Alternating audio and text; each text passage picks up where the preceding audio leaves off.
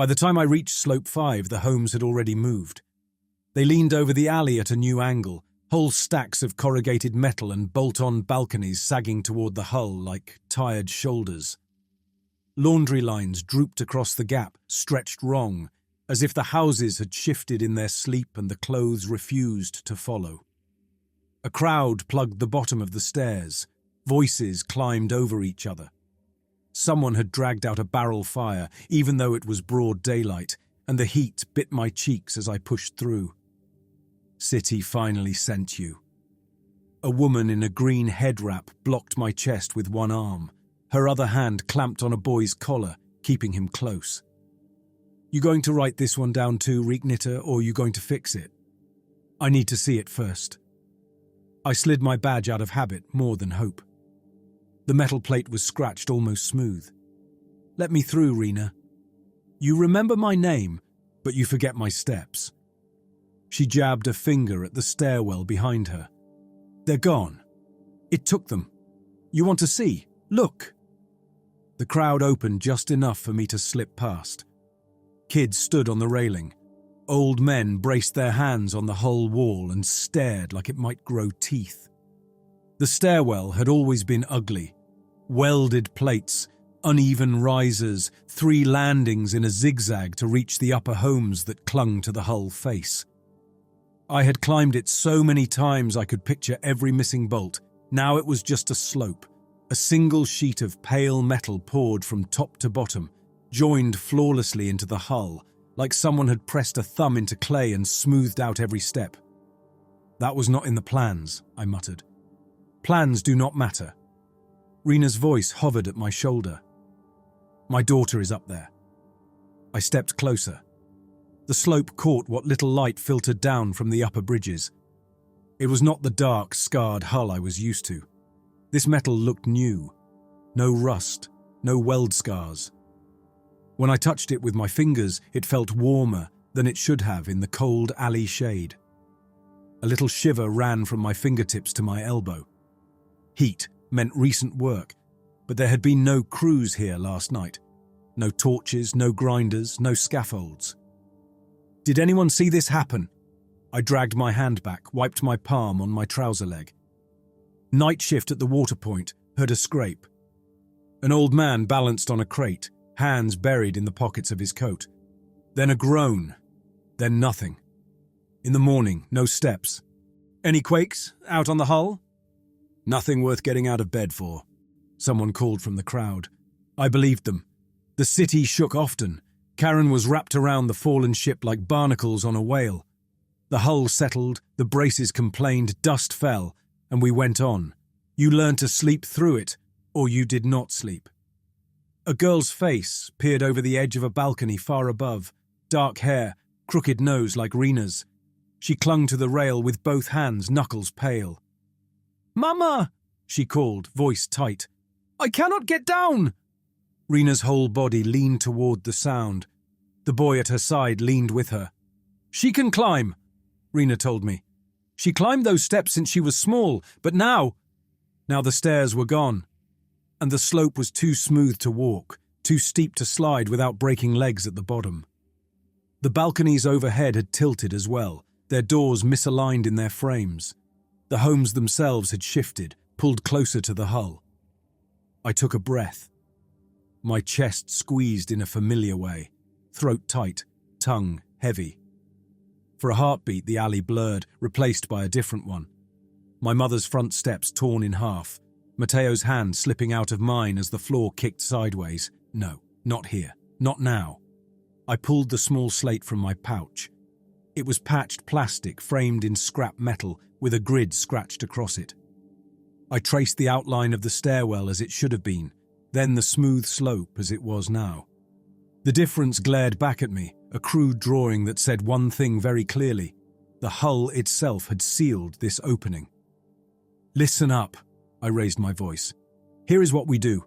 Rena, I will get a rope crew to your girl. For now she stays put. Everyone on the upper row stays inside until we can secure a safe line." Safe. The word came out flat from Rena. Like the last time? That hit harder than it should have. We are better at this now. It was a lie. We had more rules, more forms. The hull still moved when it wanted. I worked through the basics, names, head counts, quick notes on which homes had shifted. The crowd grumbled and pushed, but they made space because they had no choice. The Hullwood office controlled ration bonuses for displaced families. Anger bent their shoulders, but fear hollowed their eyes. They all knew how fast a familiar doorway could become a drop. By the time I flagged a pair of young climbers from the crowd and paid them to rig a rope line up to the balcony, my back ached from standing in one spot.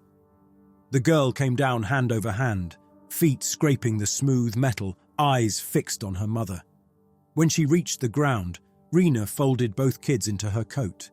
I wanted to tell her they were fine now, that the worst had passed. The words crowded behind my teeth and then died there. The slope still glowed faintly where light hit it. The warmth had not faded from the metal. No crew had done this. The ship had closed its own staircase. I stepped back until my shoulders brushed the opposite hull wall. From here I could see the curve of the old Starship under all the human infection. Homes, market stalls, antenna forests. We had welded ourselves across its ribs and called it a city.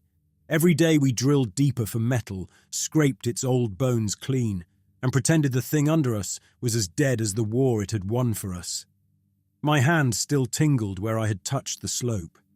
I logged the incident as structural adjustment of access route, cause unknown, and sent the record on my slate up the chain toward Hullwood. It was the only category we had. Hullwood office sat on a broad plate of hull metal near the city's centre, close enough to the old control spines that people liked to pretend it was important. The building itself was an afterthought, prefab walls bolted down around a frame scavenged from some forgotten tower. The only thing that made it special was the view.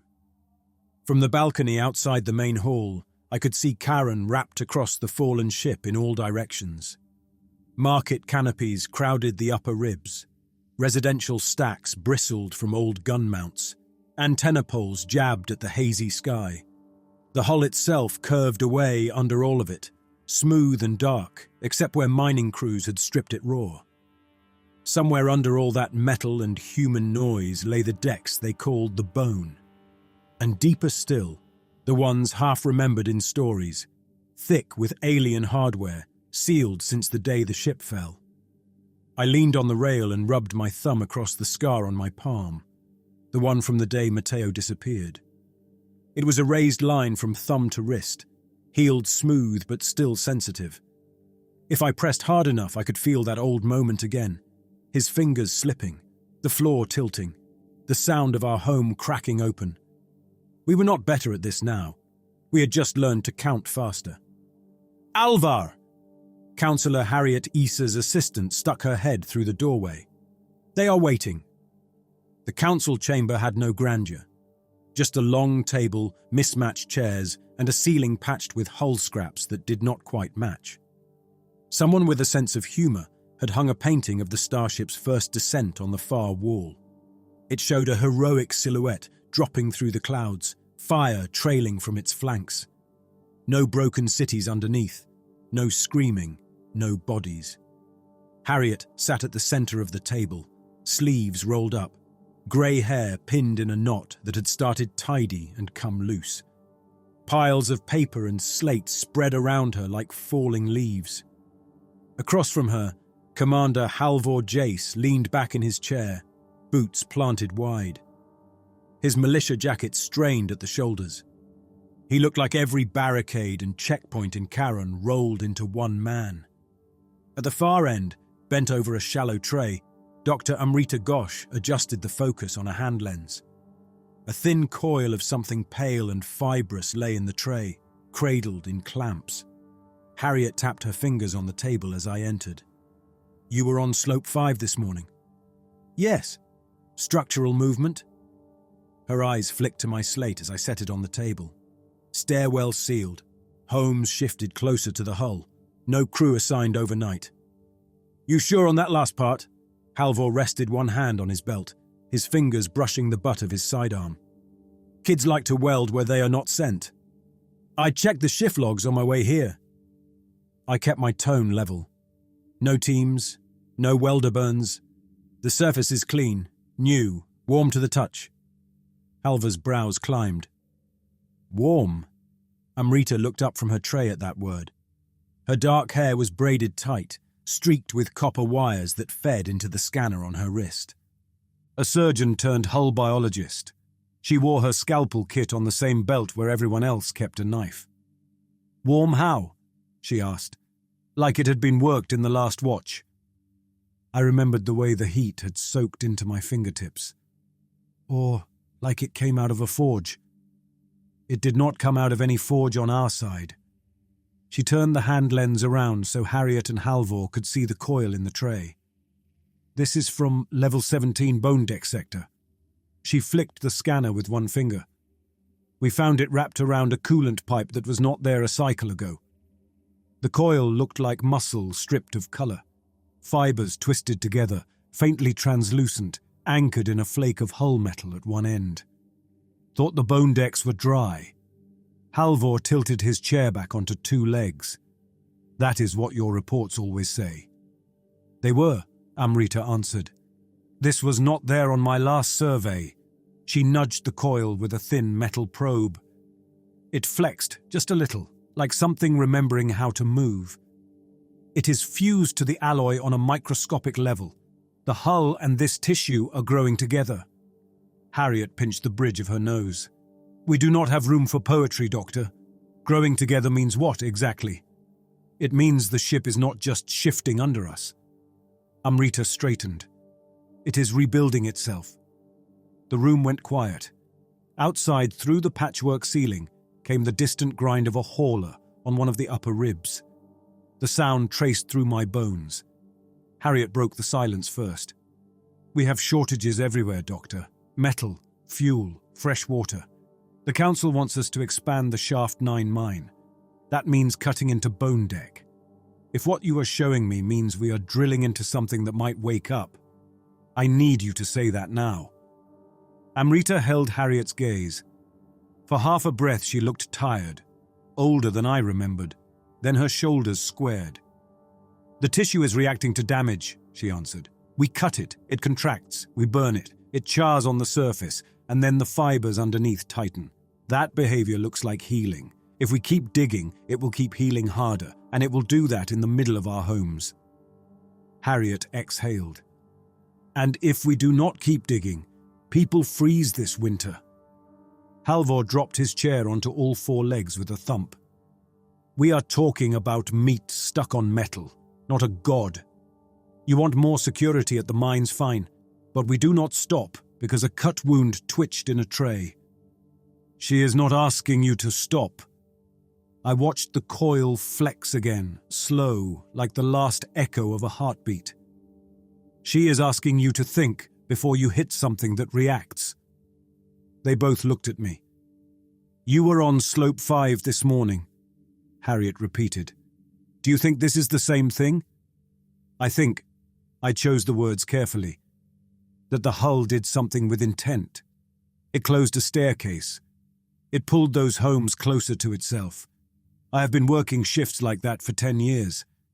I have never seen it seal an opening clean on both sides without pressure from our side.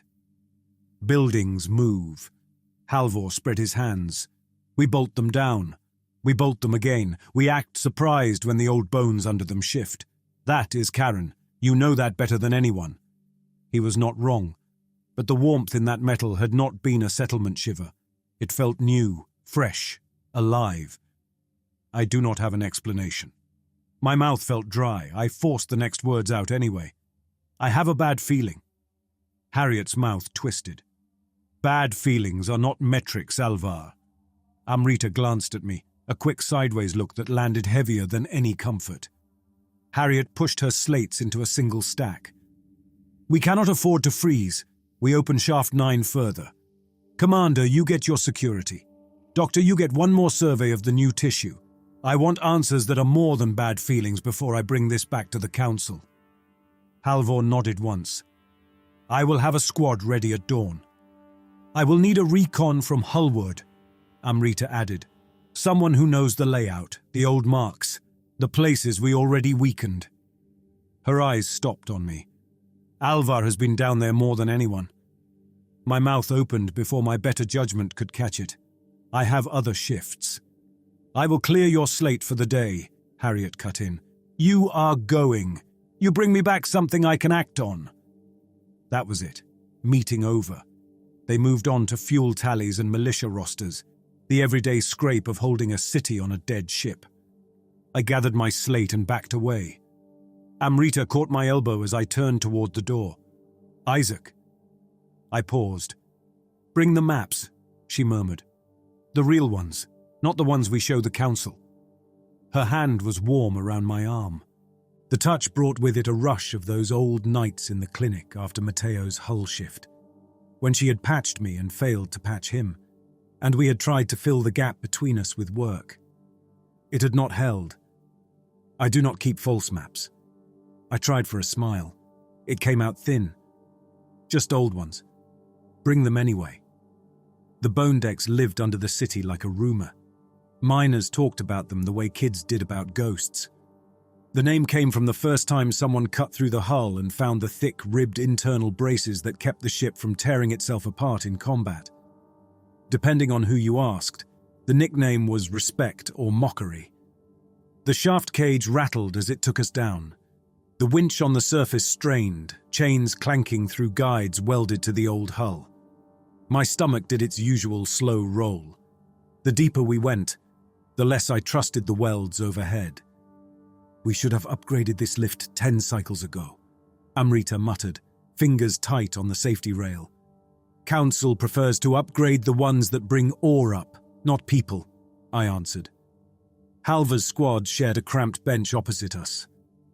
4 militia in patchwork armor, faceplates up for now, rifles resting between their knees. Their eyes flicked from us to the cage floor, to the dim shaft walls sliding past. No one liked bone deck runs. The cage thumped as it reached the lower stop. A miner on duty swung the gate open with more enthusiasm than I thought was wise. Welcome to 9, he grinned, beard full of hull dust. Watch your step. His name was Tav. I had worked with him often enough that we did not need introductions. His mining crew waited behind him, tool harnesses clinking, faces already smeared with grease and grey. Show us the new cut, I told him. This way. The tunnel from the shaft mouth was fresh. You could tell by the smell of hot metal still clinging to the walls, and by the way the floor crunched underfoot where slag had cooled in ripples. Lamps screwed to the side braces threw hard light ahead of us, each with a guard cage welded around it, so no one knocked them loose. We passed old cut faces where ore veins showed through the alien alloy in streaks of dull color. Those veins had kept Charon alive, weapons melted into tools, hull plates reborn as homes. The first time you brought those maps down here, Tav called over his shoulder. I thought you were joking. Who shells out for paper? Council likes paper when they want something to last, I answered. Screens glitch. Ink burns slower. The walls began to change. The smooth hull surface gave way to curved ridges, thicker supports that arched overhead. Tav slowed, gestured with his lamp. Here. This is where it started. They had cut through a bulkhead and opened a corridor beyond. It ran straight into the dark, wider than our usual tunnels, lined on both sides with panels that looked like they had once concealed machinery. Now those panels bulged and sagged. My throat tightened. Ropes of pale tissue laced across the corridor walls, running from panel to panel. They looked like tendons in the open anatomy diagrams I had seen in training, except these were long as a man and fused into the metal everywhere they touched. Some lay flat and taut, others lifted in arcs, tense enough to cast thin, warped shadows on the floor. I stepped closer, keeping my boots clear of a slick patch where one had oozed and dried. When did you cut this? I asked. 3 nights ago. Tav hefted his drill like a nervous habit. We opened that bulkhead and found this. Thought maybe it was some old insulation. Started cutting. Then it moved. How much? Enough to slap the drill out of Royo's hands. Tav grimaced, rubbed his jaw where a fading bruise bloomed under the beard. Wrapped right around the bit. We had to pry it off. Amrita moved along the wall with a small scanner in one hand, the other hovering just above the tissue. The scanner gave off faint ticks as she swept it back and forth. "It looks dry," one of Halvor's soldiers said. "Like old leather." "It is not." Amrita stopped at a section where 3 thick strands met and crossed. She pulled out a small clamp and a blade no longer than her thumb. "Cover me." Halvor stepped up beside her, rifle ready, eyes tracking the strands. "If that stuff jumps, I shoot." "You shoot my sample, and I will stab you with my probe." Amrita answered without looking up. I almost smiled. She eased the blade under one strand and pressed. The tissue resisted like heavy rubber, then parted with a slow, unwilling give. She caught the cut end in the clamp before it could snap back and tucked it into a specimen jar. The strand twitched once. Then the entire bundle shrank a finger's width, pulling tighter against the wall. The lamps along the corridor flickered once and steadied. My skin crawled. The air felt too still. "That is a reflex," Amrita murmured. "It is wired to something deeper." Halvor jerked his chin at Tav. "You said you kept working after it slapped your man. Why?" "Orders." Tav's jaw went stubborn. "Council wanted their ore. We went round the sides." He stomped his boot on the floor at the corridor's edge. "There is metal underneath worth the effort. And until your doctor showed up, no one paid us to worry about ship meat." "Ship meat?" Amrita's mouth tightened. "That is one way to put it." "Language is not the problem," I cut in. "Show us where you stopped." We moved deeper. The tissue grew thicker, converging toward a point ahead, like roots toward a trunk. I forced myself not to think of that image, not to picture what kind of central mass might sit at the end. We did not get that far. The corridor floor heaved under us. At first, I thought it was the usual hull shiver, the kind you got used to. A low rumble through the soles of your boots. Dust trembling off edges. Then the ground swelled. Metal rose in a long, slow wave from the far end of the corridor, rolling toward us. The tissue strands tightened and stood up like muscles bracing for impact. "Back!" Halvor's shout bounced off the walls. His squad stumbled into motion. Tav swore. I grabbed the nearest support and hung on as the wave hit. The floor bucked. A crack tore open under one of the miners, Royo, the young one with the missing teeth. His foot dropped into the gap up to the knee. Before anyone could reach him, the opened metal clenched. It was slow enough to watch and fast enough to be useless. The sides of the gap pressed in around his leg. Tissue surged over the edge like tongues, wrapping his thigh, his hip, dragging him down. Royo clawed at the floor, fingers squealing on the metal. Tav lunged for him, caught his wrists, hauled. I reached for my cutter, fingers clumsy. The weight of the hull pressed up through my boots, through my spine. The whole corridor felt like the throat of something swallowing. "Hold him!" I snapped. Tav grunted, muscles straining. Royo screamed, high and raw, as the tissue climbed his torso. It pushed his shirt up, forced its way under, fused to skin. I got my cutter under one strand and sliced. The blade spat sparks, the tissue split, twitching, and a reek hit me like a slap. Burned skin, singed hair, something deeper and sour that belonged in a slaughterhouse, not down here. My stomach lurched. Royo thrashed harder. The gap under him widened, then narrowed, climbing. "Get him out!" Tav's voice broke. "I am trying!" Amrita jammed her probe between the closing plates near Royo's hip, using her own weight as leverage. For a moment the metal hesitated, then it surged again. The probe snapped. She went down hard, one palm scraping along the floor. The tissue reached Royo's chest. His arms jerked, fingers slipping from Tav's grip one by one. His mouth opened, but the sound cut off as something wrapped around his throat and jaw. The last thing I saw clearly was his eyes, wide and furious and bright, before the plate closed over them. Then he was gone. just a bulge in the floor, a shape still writhing under the metal. I did not think. I dropped to my knees and drove the cutter into the seam again and again until the blade dulled and my hands ached. The tissue fought me, tightening, sliding around the cuts, sealing them shut. Enough! Halvor's hand clamped on my shoulder and hauled me back. He is done. He is inside! My voice sounded wrong to my own ears. He is still... He is gone. Halvor's grip did not loosen. You keep cutting. That thing keeps closing, and you go in next. The floor under us settled. The last of the bulge sank flush. The tissue on the walls relaxed, just a fraction, and lay back against the panels like nothing had happened. For a long breath, nobody moved. The only sound was the faint creak of cooling metal. I looked at the spot where Royo had vanished. The seam was invisible. If not for the scorched streaks from my cutter and the smell that still clung to the air, you could have convinced yourself he had never been there. Amrita pushed to her feet. Her face had gone pale, but her hands were steady as she lifted her scanner. It reacts to attack, she whispered. It pulls in the injured parts. It uses them. That was not injury. Tav's voice shook. His drill hung loose from one hand. That was a mouth. He was wrong. No teeth, no jaw, no hunger in any way an animal would know. It was something else. Repair, reuse. The ship had seen a damaged piece of itself, grabbed it and fixed the break the only way it knew how. Halvor glanced at me. Log it.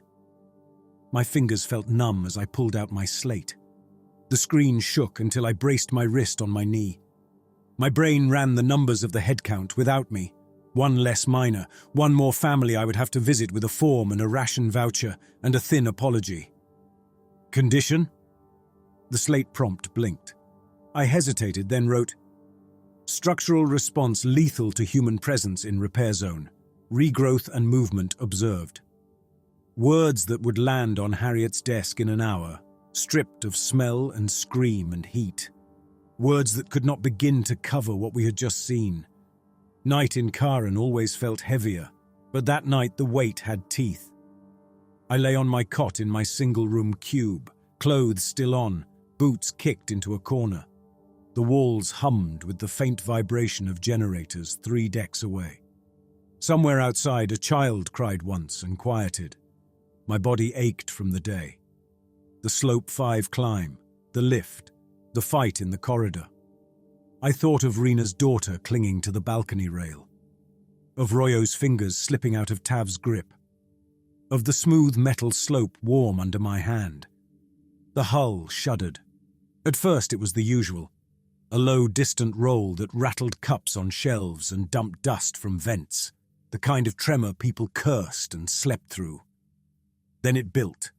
The cot jumped under me. A cup on my small shelf tipped and fell, cracking on the floor. The generator vibration rose into a hard, grinding roar. The light over the door stuttered. I swung my legs off the cot and braced my hands on the wall. The room swayed, not side to side like in a mild shift, but in a long, slow drag, as if the entire block were being slid along the hull. "Come on," I muttered. "Do not you dare." The floor tilted. My knees hit it. Outside, people shouted. Somewhere, metal screamed. I grabbed my jacket, slammed my shoulder into the door, and forced it open. The corridor beyond was full of neighbors in half-done clothes, faces pale in the emergency light. Someone clutched a squalling infant. Someone else held a toolbox to their chest like it could save them. The hull convulsion peaked with a sound like 1,000 bolts tearing loose at once. Then, just as fast, it eased. The floor leveled. The echoes ran off into the distance. We all crouched there in the corridor, waiting for the next jolt. None came. "Outside," I told the nearest group. "Careful. We do not know what moved yet." The stairwells out of our block had held.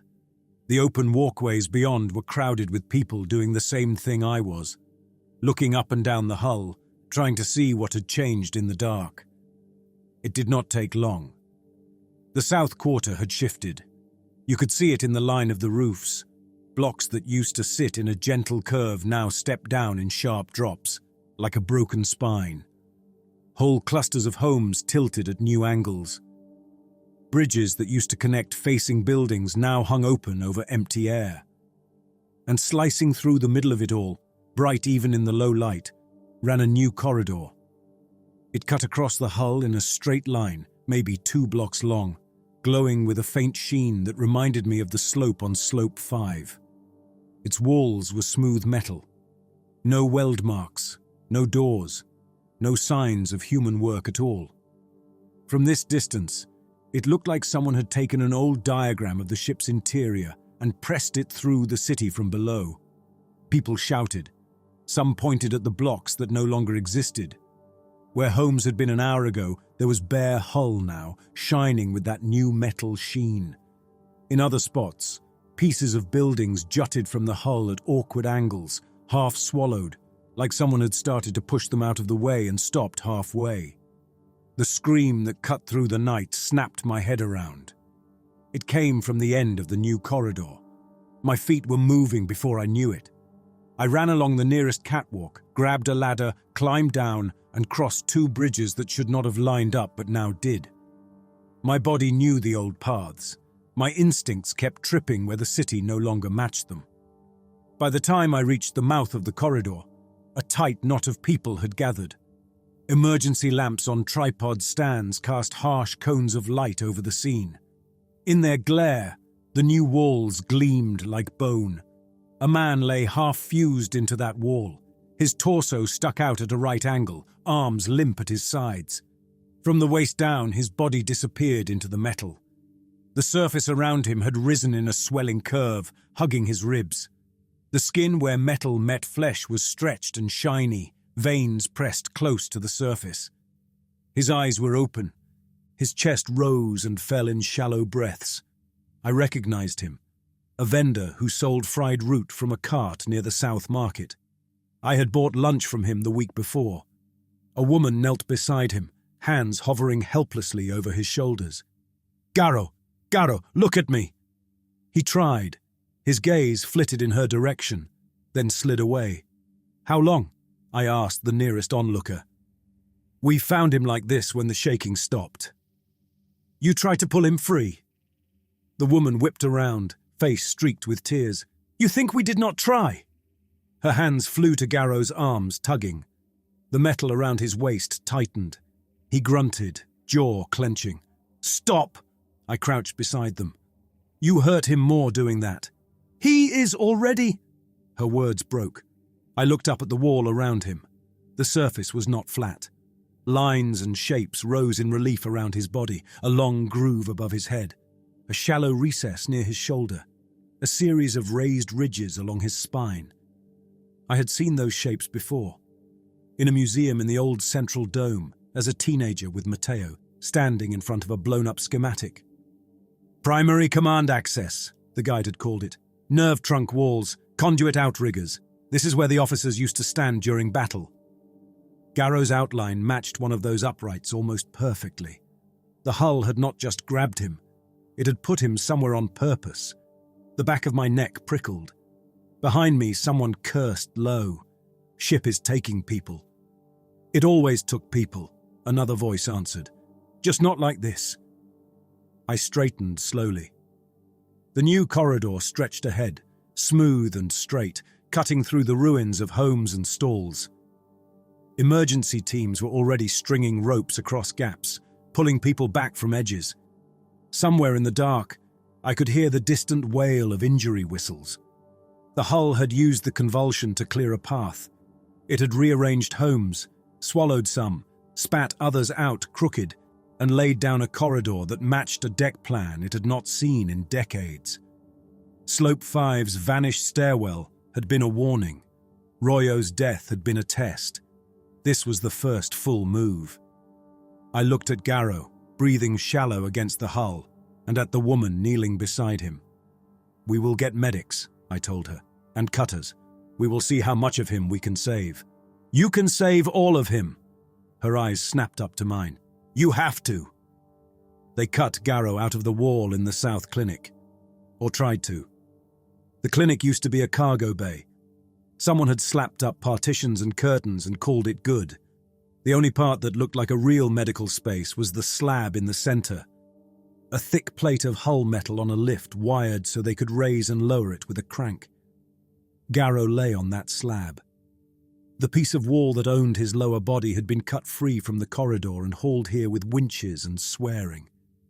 It sat under him like a collar, heavy and seamless, swallowing him from the waist down. He was awake. "Hold still," Amrita told him. "I need you steady." Her hands moved fast over his chest, checking the crude harness we had strapped across his ribs. The harness was hooked to a frame above, taking some of the weight of the metal block so it did not crush him outright. "I am not going anywhere," Garrow rasped. "Feels like the whole ship is already on top of me." His voice was thin, but there. That was something. I stood at the edge of the curtain, out of the way. If I stepped closer, I knew I would start offering useless suggestions. I had done my part hours ago. Log the incident, call Holward, help rig the lift that brought him here. Now there was nothing to do but watch. Halvar leaned against the wall near the door, arms folded, helmet clipped to his belt. 2 militia stood by with rifles and blank faces. They were here in case the hull under Garrow did something none of us could handle.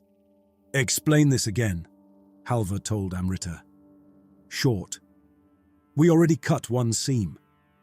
She tapped the line where the clinic crew had sliced around the wall segment.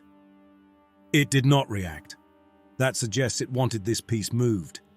What it will not want is us cutting him free from inside. So we go slow." Garrow tried for a laugh. It came out like a cough. "I am honored to be a test. Better you than the rest of your block." Halvor's tone stayed even. "If we can figure out how to undo this, we know which way to push next time." "Commander," I murmured. He glanced over, eyes hard. "You want to tell his family we did nothing?" That shut me up. He was right and wrong at the same time. Amrita pulled a light stand closer. The beam washed over Garrow's torso. His skin from the waist up looked normal, aside from a few lines where straps had dug in. Where it met the metal, though, it changed. The skin stretched thin. Underneath, I could see thick cords rising from his pelvis into the hull piece, as if his bones had grown into it. "This is going to hurt," Amrita warned. "I am giving you something for that." She slid a needle into the line feeding his arm. The clinic's painkiller was an old mix salvaged from half a dozen factories. It did not work well, but it was what we had. Garrow's eyes drooped, then focused again. "If I start talking nonsense, ignore me." "We already do when you set your prices," I tried. He managed a crooked grin. Amrita picked up a cutting tool, not a miner's rig. A smaller arc cutter designed for bone and thin metal. The arc snapped as she tested it, a bright point of white. "Ready," she breathed. She started at the edge of the contact zone, where the skin still looked like skin. She worked inward in slow passes, slicing shallow lines so as not to sever anything important all at once. The room filled with small sounds, the click of her cutter, Garrow's uneven breaths, the faint creak of the lift under the weight. Thin curls of flesh blackened along the cut. They did not fall away. They clung, fused on one side to the hull piece, on the other to him. "Clamp!" Amrita flicked her fingers. The nurse on the other side of the slab pressed a clamp into her hand. Amrita pinched one of the cords and squeezed. It writhed. The motion ran down into the metal, a ripple under Garrow's back. He jerked. "Feels like you are pinching my spine." "Almost done on this side." Amrita's jaw clenched. Sweat slid down her temple. She sliced again, deeper this time. The cutter spat as it hit something dense.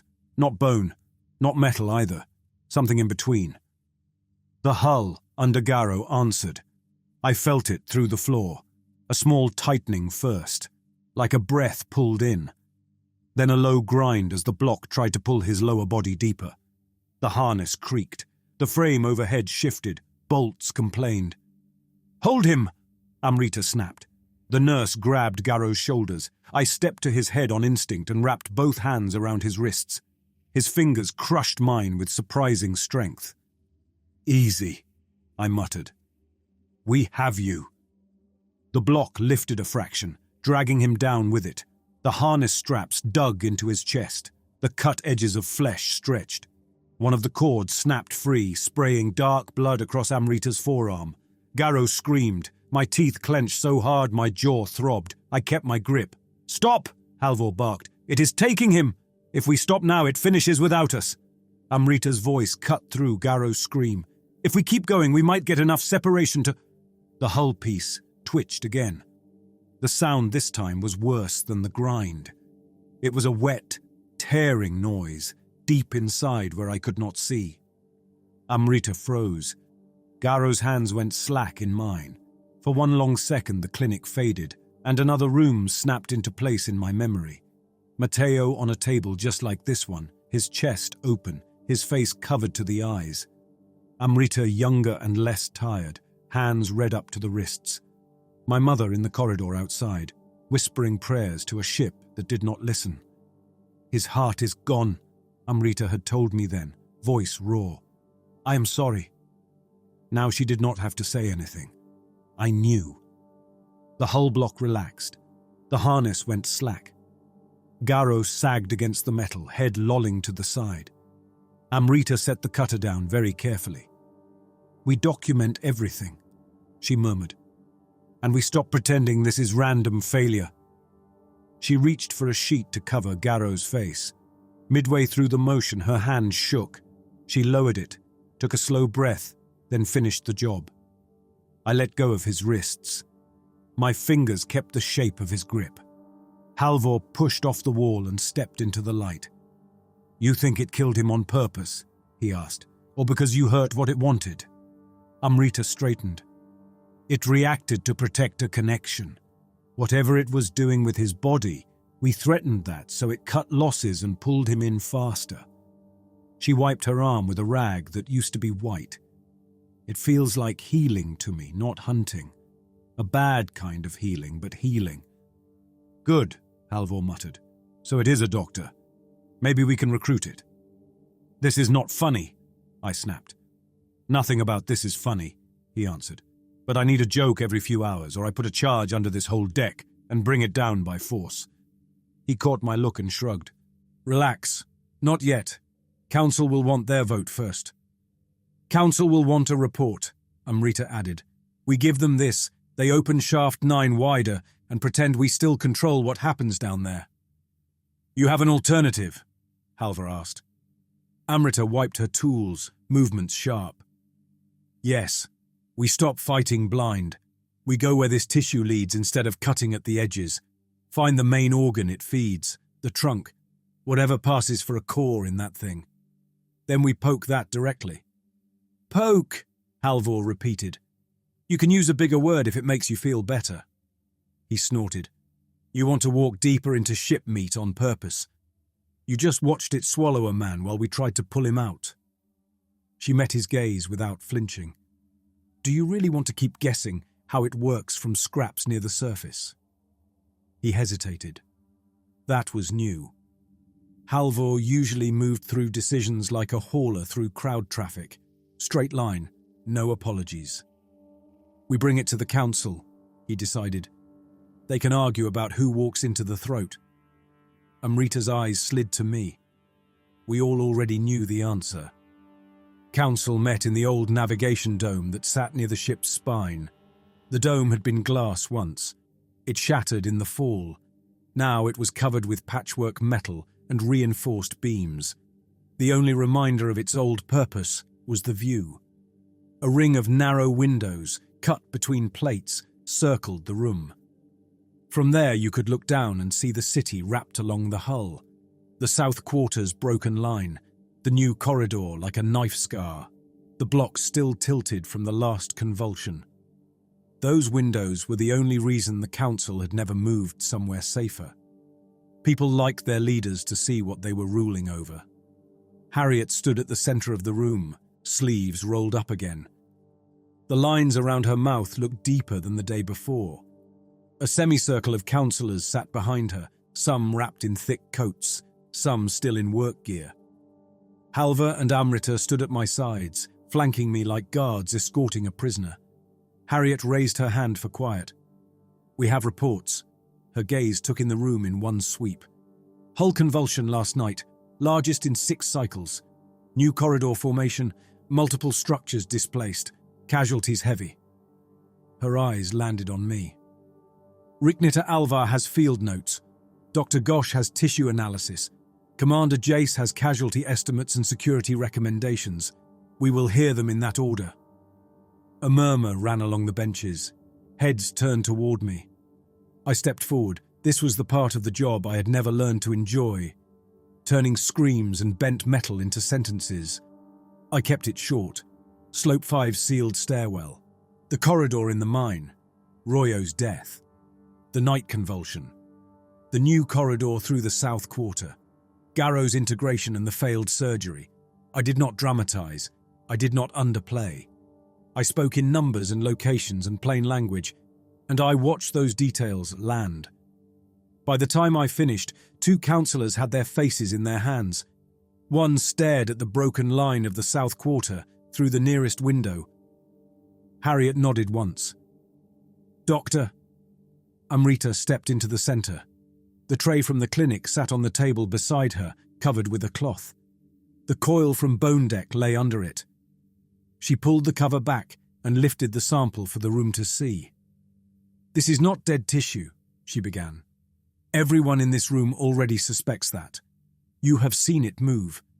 What you have not seen is how it behaves over time." She tapped a control on her wrist.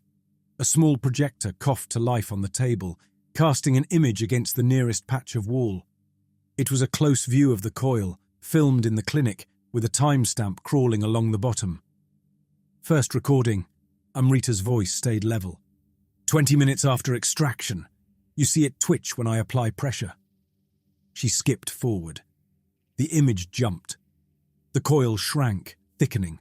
New threads grew along its edge, creeping over the metal chip it was fused to. 2 hours later, after we burned the surface. She advanced the recording again. "This is overnight." By the final frame, the coil had dug into the metal, anchoring itself in a way the first recording had not shown. The tissue looked denser. A faint sheen covered it, a film like new scar. "It is not just alive," Amrita continued. "It is building." A counselor in a yellow scarf leaned forward. "Building what?" "A body, and not a human one." She rested the coil back in the tray. The samples from bone deck match old schematics of the ship's internal organs. Where the diagrams show load-bearing muscle or engine supports, we now find this tissue regrowing. The new south corridor lines up with an old command shaft that was reported destroyed in the invasion. It is reassembling structures we only know from museum walls and archive slates. Harriet frowned. "You are certain of that alignment?"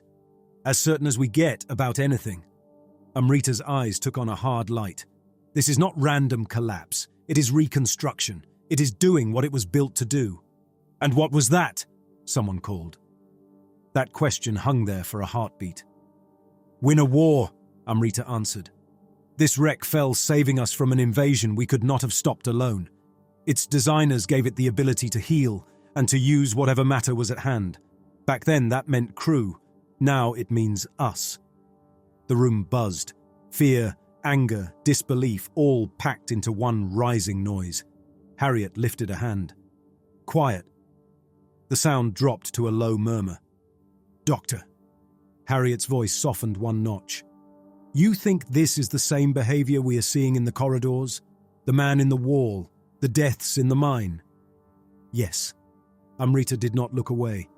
"It is repairing its command routes, power organs, and what passes for a nervous system. The more we cut, the more vigorously it regrows. Every miner it swallows, every stairwell it seals, every corridor it reshapes, moves it closer to combat readiness." Halva stepped forward. "Then we stop cutting into places it wants. Pull our people out of bone deck. Shut down mining on any level where this tissue shows up. Simple." "Simple!" A counselor in a heavy coat snorted. "We do that. We have no hull for repairs and no ore for tools. You want to face another winter with bare hands? No one is talking about another winter, another snapped. If the thing under us finishes healing and decides we look like spare parts, there will not be a spring either. Harriet let them chew each other for a few breaths, then cut across them.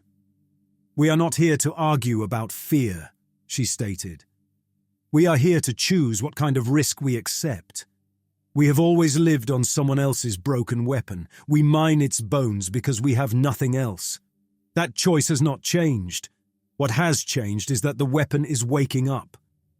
She looked to Amrita. You came with a proposal. Yes. Amrita lifted her chin. We go to the core. All of this regrowth flows somewhere. A central organ, a trunk. Whatever passes for a mind in this ship lives there. We find it, we study it, and we try to communicate. Not with prayers.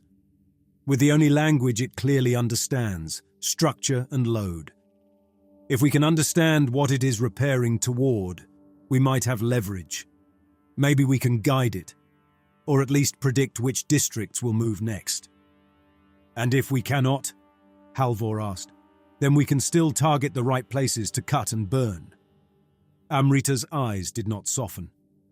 Instead of swatting at growth on the margins and getting more people absorbed, we hit the organ that coordinates it. Harriet turned to Halvor. Commander! He rolled one shoulder, armor creaking. You want my view? We are fools if we leave the mines open. We are fools if we think we can talk to this thing. But the biggest fools are the ones who keep doing the same thing and act surprised when more bodies end up inside walls. We let her go. We put a squad with her. First sign of trouble, we pull them out and drop charges on whatever they found. And if the charges do not work, then we learn that now instead of later when the whole ship stands up under us. Harriet looked from him to Amrita, to me. Alvar, she asked quietly, you know the decks this regrowth is crawling through. Do you think this can be done? Every eye in the room swung my way. Even the ones that hated my department when we turned up with resettlement orders were watching, waiting to hear if I thought their homes were any more than temporary scaffolds. I thought of Slope 5, of Royo, of Garrow, of the South Quarter's snapped spine, of the models in the museum with their neat labels and bright arrows, and of the mess that had taken their place. We already walk through it, I answered. Every time a stairwell closes or a district shifts, we climb in to count the damage. This would be deeper and worse, but it is the same work. If there is any chance we can see what it is building instead of always stumbling into the scraps, we should take it. I had spent my whole life trying to keep people out of risk. Now I was arguing to step into the worst part of it. Harriet watched my face as if weighing that. Then this is the motion, she announced. Dr. Gosh leads an exploratory mission toward the ship's core organ with a small team. Commander Jace provides security. Reeknitter Alvar joins to map structural changes and advise on risk to districts overhead. Mines on Bone Deck beyond Shaft 9's current footprint are frozen until this mission returns or until we lose contact. Should they not return, Commander Jace is authorized to escalate to full interdiction of regrowth zones by any means available. She looked around the room. Objections? There were many, but none that came with a plan better than the one on the table. They argued over numbers and supplies and time limits, but in the end they voted the way they always did when faced with a choice between slow starvation and quick death. They chose the path that might keep the lights on. Afterward, when the hall emptied and the echoes of boots faded, Harriet lingered by the window, staring out over the South Quarter. You could have refused, she murmured when I approached. You could have told me this was suicide. I think it is, I answered. I also think whatever the ship is doing will reach us whether we look or not. She gave a short, humorless laugh. One honest man on staff. I suppose I should be grateful. I did not feel honest. I felt like I had just volunteered to crawl back into the same pit that had swallowed my brother, this time on purpose. We did not waste days preparing. Karen did not have days to give. By the next morning, I had my map satchel and a fresh slate loaded with the oldest diagrams we still trusted. Amrita had her pack of tools and sample jars, along with a compact scanner rig strapped across her chest. Halvor brought 4 militia in full armor, packs heavy with ammunition and demolition charges. We met at Shaft 9 before the first shift whistle. The miners were already there, gathered in a loose semicircle around the shaft mouth. Word had spread. Crews from other levels leaned on their drills, watching. Tav stepped forward from the front row. His beard looked wilder than usual. His eyes looked like he had not slept. "You are going back in," he guessed. "We are going past where you stopped," I confirmed. "We will mark any growth that touches the load braces. You get teams ready to move if we send coordinates up.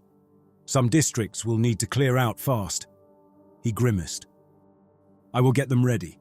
Whether they listen is up to them. If they do not, we log it," I answered. "Then we live with the ghosts." He barked a laugh at that, then sobered. "Bring a piece of it back we can actually kill." "That is the idea," I muttered. The lift cage waited with its gate open. The chains overhead rattled as we stepped inside and packed close. The miner working the winch leaned over the wheel.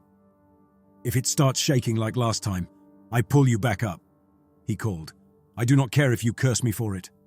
"That is your right," Halvor answered. "Just do not drop us halfway." The lift lurched into motion.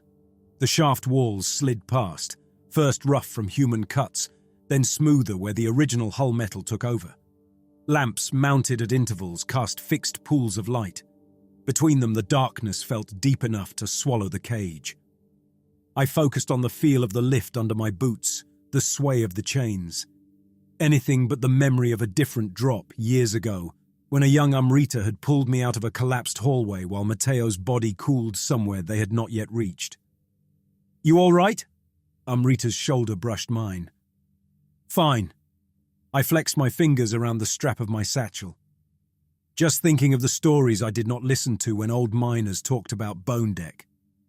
They did not have samples like this. She patted the case strapped at her hip. They had bent tools and nightmares. You have better nightmares now. That is comforting. Not meant to be. The cage bumped to a stop at the lower landing. The gate clanged open. Cold air slapped my face, sharp from lack of bodies and breath. There was a faint ticking from the cooling metal walls, the sound of heat bleeding away into the decks below. We stepped out. The tunnel to the new corridor looked the same as the day before. Slag ripples underfoot, lamps in their cages, plates bolted to reinforce cuts. My boots remembered the way, my muscles tensed as we neared the opening. "Helmet sealed," Halvor ordered. "Filters on."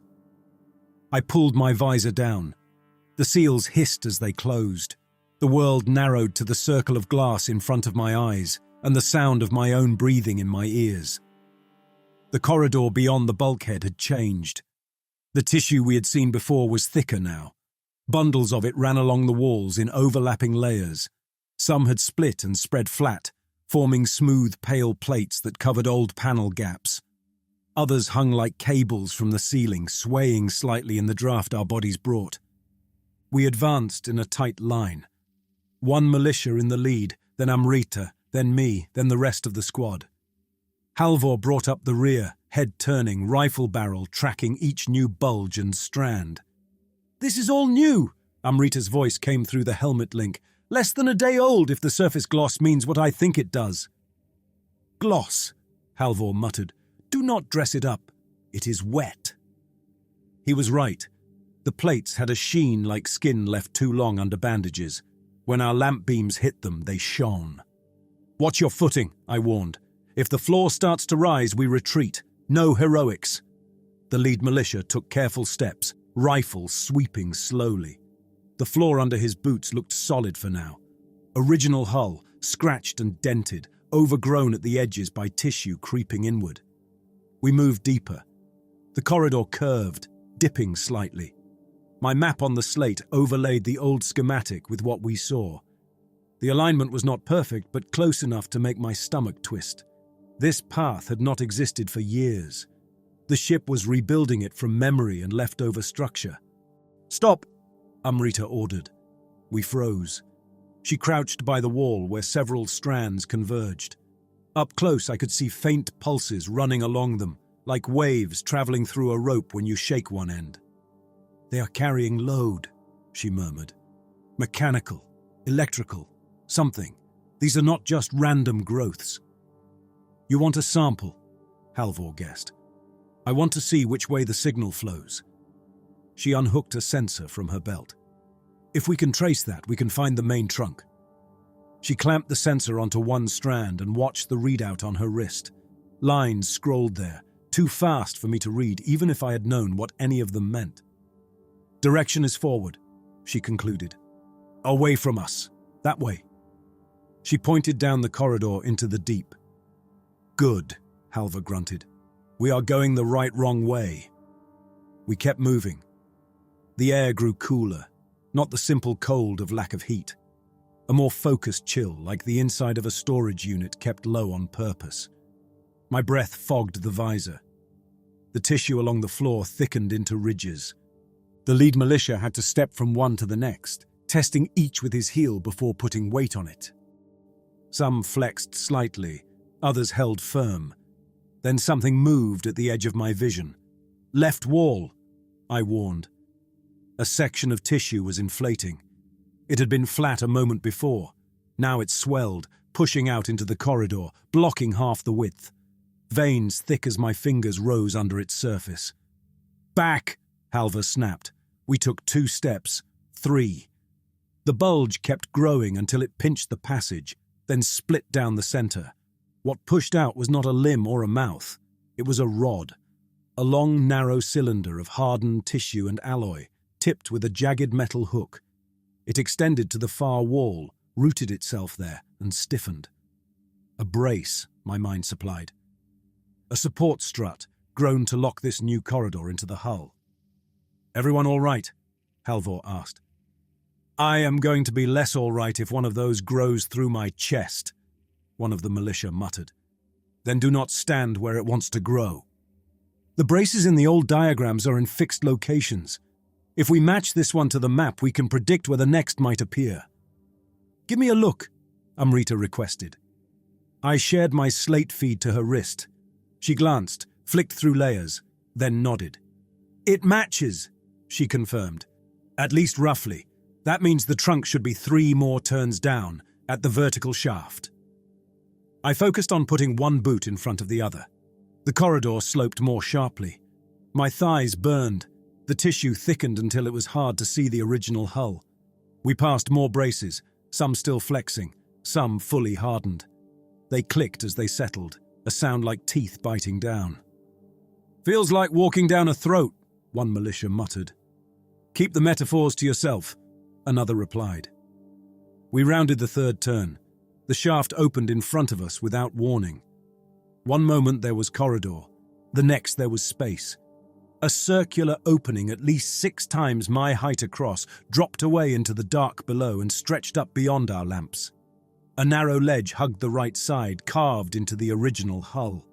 The rest was lined with tissue. Not strands now, not plates, a column. It hung in the center of the shaft, heavy as a tower. It did not touch the sides. It was anchored by countless cords that ran from its surface to the walls, taut arcs of flesh and alloy that thrummed faintly in the cold air. It was not smooth, it bulged where shapes pressed under the surface. Some were anonymous knots, some were not. I stepped to the edge before I realized I had moved. "Is that—" My voice broke in my helmet. Bodies. They were fused into the column at irregular intervals, like stones trapped in a riverbank. Some were just torsos, arms pinned or missing. Some had half their heads showing, faces turned outward. All had the same stretched skin at the join where their flesh met the column. Most were still. One was not. "Do not lean too far," Halvor warned behind me. I ignored him. My lamp beam caught a face midway down the shaft. Older man, grey stubble, eyes half open. His chest shifted in a slow, shallow rise. I could not hear his breath over my own, but I could see his ribs move. "Stars," one militia whispered. "They are alive." "Some of them," Amrita corrected. Her tone had gone clinical, but I could see the tightness around her eyes. "Others are long dead. Look at the color. The ship does not care which is which. It is using both for structure." "That column," I managed. "What is it?" "Nerve trunk." Amrita's scanner ticked faster near the edge. "Main signal conduit. This is how it coordinates its organs. This is what every strand back there feeds into." "So we found its spine," Halvar concluded. "Now what?" "We find where it surfaces closest to us," Amrita answered. "There will be interface points, places where crew used to stand to monitor systems. Those will be where it is most likely to listen." She turned, scanning the shaft wall. "Here." A narrow platform jutted from the ledge a few steps away, bridging partway toward the trunk. It stopped short, leaving a gap you could step across if you had no regard for your own life. "Those platforms used to hold consoles." "Exactly." Amrita's eyes gleamed behind her visor. "Now they hold us. You are not stepping on that thing until we know it will not just snap you off like a hanger," Halvar objected. "We tie her," I countered. "Harness to the ledge. If it pulls, we have leverage." Halvar glared, but he did not say no. We rigged the harness with lines from the packs. Amrita clipped herself in, tested the tension, then stepped out onto the platform. The trunk loomed in front of her. Up close I could see finer details. Hair embedded in its surface, tattoos stretched beyond recognition, metal implants swallowed and frozen mid-glint. Her gloved hand reached out, hesitated, then rested lightly against a flat patch between bulges. For a moment nothing happened. Then the world moved. Not the hull this time, the column. It shuddered. The cords anchoring it to the shaft walls thrummed. A slow wave traveled from the base up, like a massive breath drawn and released. Several of the visible bodies twitched. One head lolled. Another jaw dropped open in a soundless groan. The face closest to Amrita's hand turned. It was not hers. It was his. Matteo. For a second, my brain refused to make the match. The last time I had seen my brother, he had been 16 and angry. Blood on his shirt and dust in his hair. The face that turned toward us now was older, drawn thin, cheeks hollowed. But the eyes were the same dark shade, the same shape. The small bump on the nose where he had broken it in a fall. The faint scar at his left eyebrow from when I had pushed him too hard during a game on the ribs. "Isaac," he croaked. My knees almost went out from under me. Amrita shot me a sharp look, then back at the trunk. "You know him?" "Matteo." The name scraped out of my throat. "That is Matteo." "How?" Halvar muttered behind me. "He has been gone," I finished. "For a decade." The trunk shook again. Matteo's eyes rolled, then fixed on me, bright despite the grey pallor of his skin. "Not gone?" His voice came thin through my helmet link. Some interface had picked it up, relayed it. "Busy." A cold line traced from the base of my skull down my spine. "Busy doing what?" "Repair," he answered. "Recovery. Reconstruction."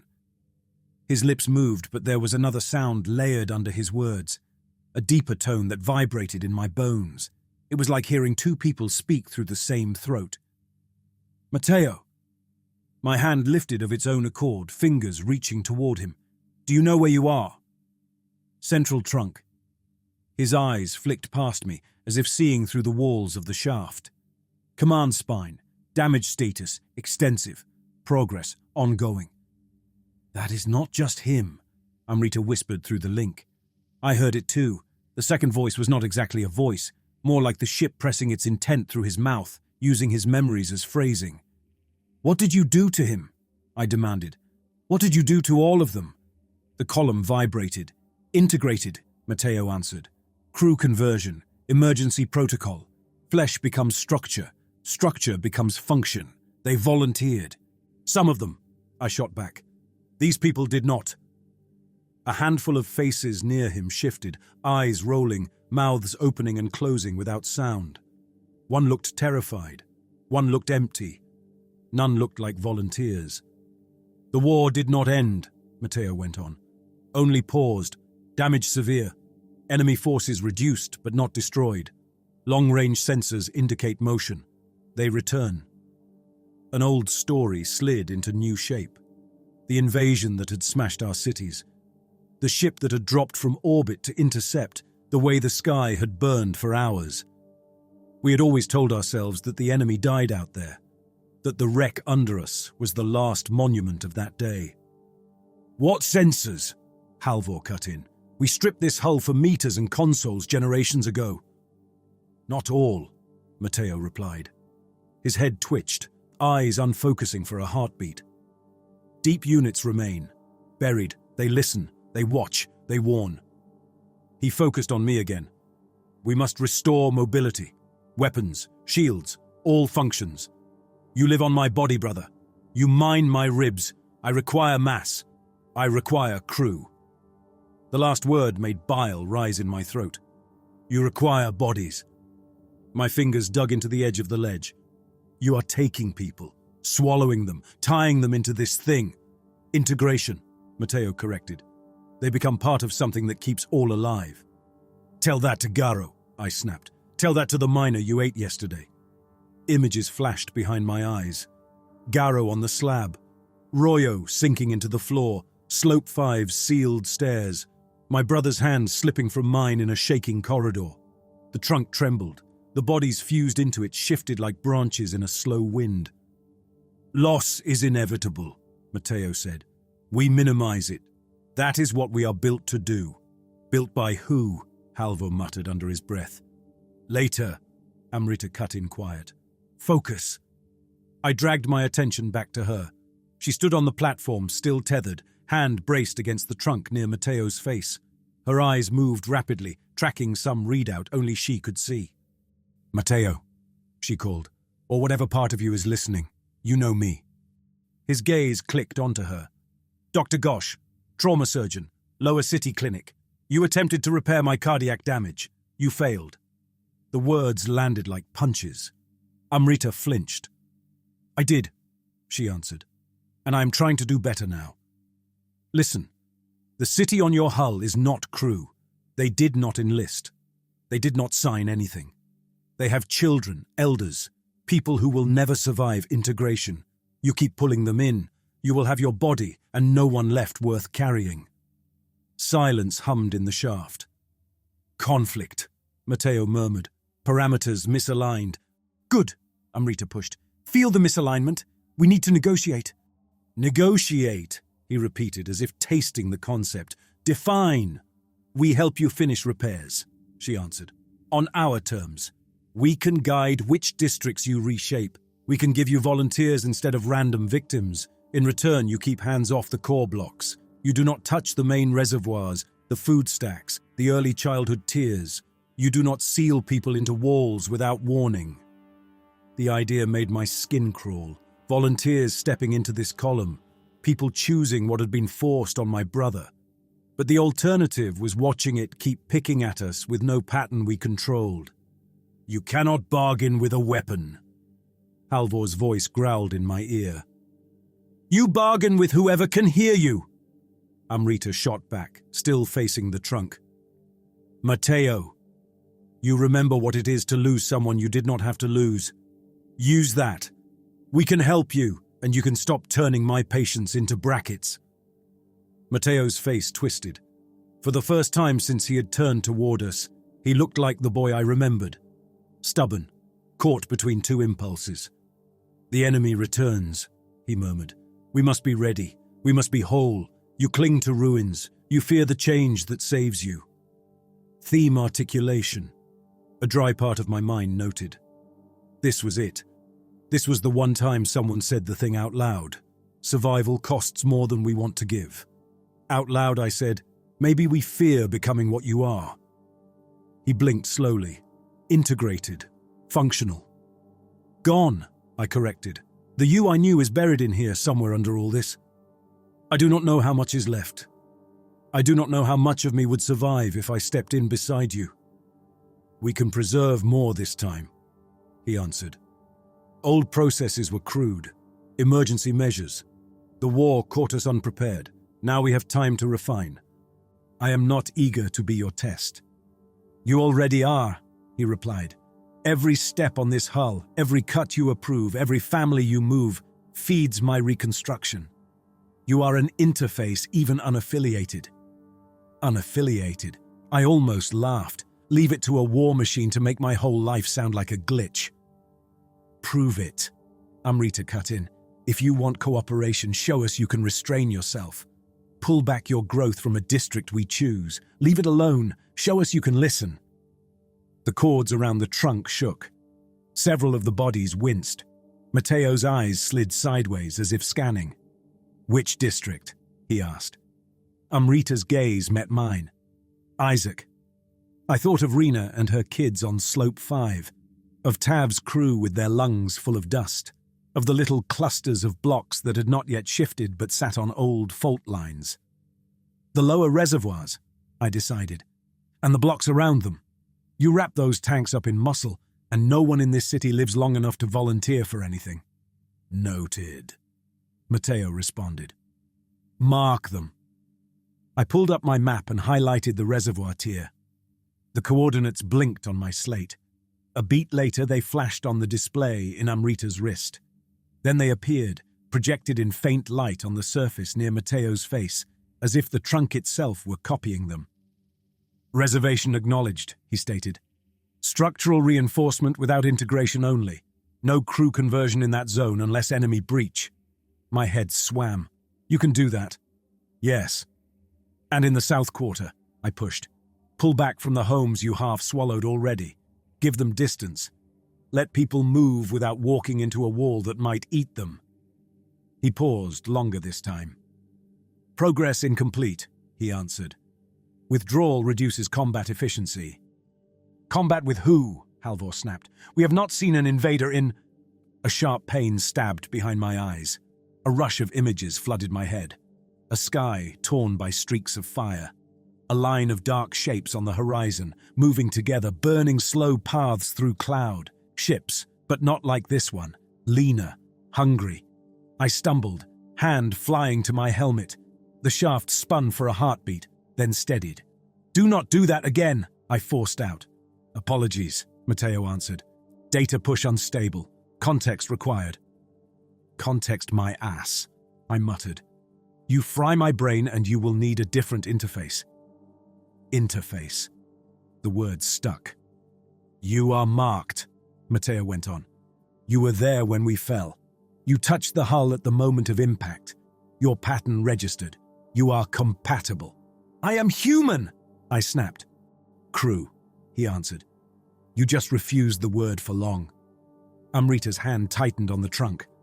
Mateo, if he is compatible, you leave him alone until we decide what to do with that. You do not take him by force. You do not take anyone by force.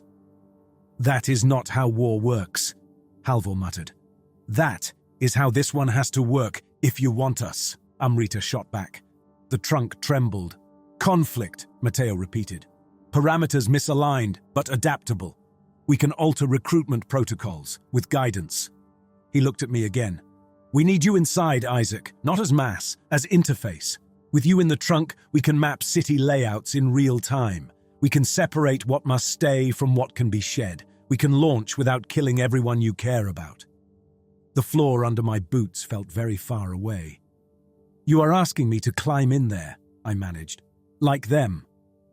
I did not have to gesture. The faces in the column were answer enough. Yes, he replied, but with control. This time we do not strip the mind. We bridge it. You will feel what I feel. You will carry the weight of this hull, the thrust of the engines, the recoil of the guns. You will know where every citizen stands when the decks shift. You will be able to move them out of harm's way. And what do I get? Purpose, he answered simply. Redemption. You failed to hold me once. You will not have to fail again." The words hit exactly where they were meant to. Behind me, Halvor cursed. "We are not having this conversation here. We came to find out what it is doing, not to hand you over as tribute." "It is not tribute," Matteo insisted. "It is partnership." "That is not your choice to make," Amrita cut in. "Not yet." She glanced back at us, then at the cords anchoring the trunk. "We have enough for now. We know what it wants, what it fears, and what it can adjust. We take this to the council. We come back with terms." "You think they will agree?" Halvor scoffed. "They will agree to something," she countered, "because the alternative is watching this ship finish with or without us." She turned her attention back to Matteo. "We will return. Do not touch the reservoir tier. Slow your growth in the south quarter. Do not integrate anyone else until we give you a list of volunteers." "You assume cooperation," he replied. "I assume mutual survival." Her mouth twisted. "You may be a weapon, but you want to keep existing as much as we do." The cords around the trunk thrummed. Several bodies flinched, then went slack. "Understood," Matteo murmured. "We will hold. For now." Amrita eased her hand away from the surface. The vibrations in the shaft faded. The columns settled. We hauled her back onto the ledge and unclipped the harness. Her hands shook as she yanked off her helmet. Her hair stuck to her forehead. "You all right?" I asked. She nodded too fast. "Fine. You?" Seeing my dead brother fused into a living ship spine and trying to recruit me, I forced a smile that felt brittle. "I have had better days." She huffed out something halfway between a laugh and a groan. "We need to get topside, before Halvor decides to blow this whole shaft." "He is not the only one thinking about that," I muttered. We did not linger. As we climbed back up the corridor, the tissue along the walls lay still. The braces held. No new bulges sprouted to bar our way. It felt like walking out of a beast that had decided, for the moment, not to clamp its teeth. At the shaft cage, Halvor paused and looked back down the tunnel. "You really thinking about stepping into that?" he asked quietly. "I'm thinking about what happens if no one does," I answered. He grunted. "You go in there. You may never come out." "I know." "You go in there and you steer that thing when it stands up," he went on. "You may be the only reason any of us see another year." The admission cost him. I heard it in the rough edge of his voice. "I do not want to be the reason," I replied. "I just do not see anyone else lined up." He studied me for a long beat, then clapped a heavy hand on my shoulder. "Do not decide down here," he advised. "Decide where you can see the sky." I nodded, because if I decided now, with the trunk still thrumming in my bones and my brother's eyes burned into my vision, I knew exactly which way I would fall. We came up in the lift cage into a different city. Not on the surface. The same straps, the same cracked plates overhead, the same man at the winch rubbing his hands against the cold like he could start a fire with his palms. But the way people moved had shifted. News moves fast in a place built from metal and rumor. By the time we stepped out, miners from 3 shafts and half the south quarter had already heard a version of what we found. Some had us negotiating with a god. Some had the ship swallowing us and spitting us back as ghosts. One story had me wrestling my brother out of a living wall with bare hands. None of them were right. None of them felt entirely wrong. Amrita peeled off toward the clinic with a crate of samples. Halvor headed for militia headquarters to resupply his squads and quietly plan for the worst. I went to where he told me to go. "Make this decision under open sky," he had advised, "not where the walls can hear you." So I climbed. There is a spot on the upper ribs where the hull curves just right, and the city thins enough that you can see a strip of sky without wires cutting across it. It is not truly sky, not the way the old books describe. No color, just a low, hazy brightness during the day, and a pale scatter of points at night. But it is the only part of the world that does not rest on metal, so we call it that anyway. I found my place on a narrow catwalk bolted to an exposed rib and leaned on the rail. From there, I could see the south quarter's broken spine, the new corridor slicing through it, the weirdly smooth patches where homes had been replaced by fresh hull. My slate buzzed at my hip. Another incident report. Another minor shift logged by some junior reknitter. A stairwell here, a warped door there. Every notification was a small reminder that the ship was still working under us, reshaping things quietly while we pretended the big conversation waited. My palm itched around the raised scar. I pressed it to the cold rail. "You look like you want to jump," a voice behind me commented. I glanced back. Amrita eased herself onto the catwalk, fingers tight on the handholds. The wind at this height cut through her coat. Her braid whipped sideways. "I do not," I answered. "I just want everything to stop moving for 1 hour." She snorted. "You picked the wrong city." She came to stand beside me. For a while, we just watched the hull curve away. A hauler crawled along one rib like a beetle, a string of carts behind it. From up here, people shrank down to points. "You reported," I guessed. "I did," she answered. "Harriet called an emergency session. She wants us there in an hour." "Us? You, me, Halva. Anyone who has convinced the ship to hesitate for more than a breath." We watched the hauler roll over a section that used to be a cluster of homes. The new hull there was so smooth the wheels left no tracks. "What do you want me to tell them?" I asked. "The truth. That covers a lot of territory." She exhaled through her teeth.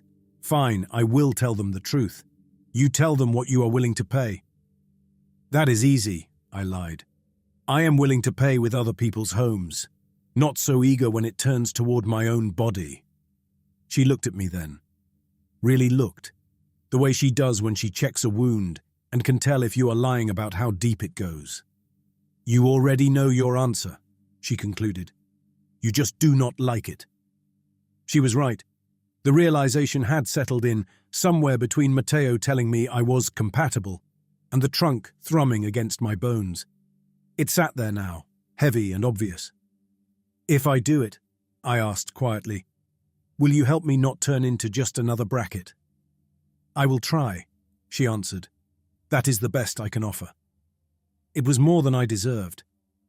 We stood there until the wind made our fingers numb and the sky strip brightened toward noon. Then we climbed down to meet the people who thought they still ran this place. The council dome felt smaller the second time around. Word of the trunk had spread beyond the officials. Representatives from the bigger work guild stood along the walls. A few ship cultists in their stitched white sashes crowded near the back, eyes bright and hungry. They had always prayed for the wreck to rise again. Now they watched us like we might be the ones to grant their wish.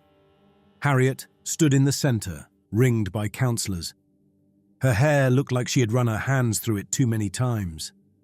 Halva leaned against a support post, armor scuffed, jaw shadowed. He caught my eye briefly, then glanced away. "We have limited time." Harriet's voice cut through the murmur. "The hull continues to shift. Reports of new growth near Shaft 11, the East Cranes, and the old stadium. The reservoir tier remains untouched for now, which suggests our communication through Dr. Gosh accomplished something." Her gaze slid to us. "But something is not enough. Doctor, reknitter, tell them what you found." Amrita summarized the trunk in a handful of sentences. No theatrics, no delay. Bodies in the main column. Signals traveling through them. The ship aware enough to answer through Matteo. Its fear of the enemy returning. Its obsession with being ready. She finished with the part no one wanted to believe. That it had offered a deal. "Guided regrowth," she explained. "We choose which districts it treats as fuel and which as cargo. In exchange, it wants more crew integrated on purpose. And it wants an interface. A person it can use as a mind that understands this city." Harriet's eyes landed on me. "It chose you." "It recognized me," I corrected. "I was there when it fell. I touched the hull at the impact site. Someone recorded that." It has been tracking me ever since. A low, uneasy murmur rippled through the room. So the weapon that saved us now wants to climb back into the sky with one of our own wired into its spine. Halvor summed up. That right. More or less, I replied. Harriet studied me. What do you want, Alvar? I want us to live. My throat felt tight. I forced the words out anyway. That means facing the thing coming over the horizon. We will not do that with rusted haulers and weld rigs. We will do that with this ship whole, or we will not do it at all.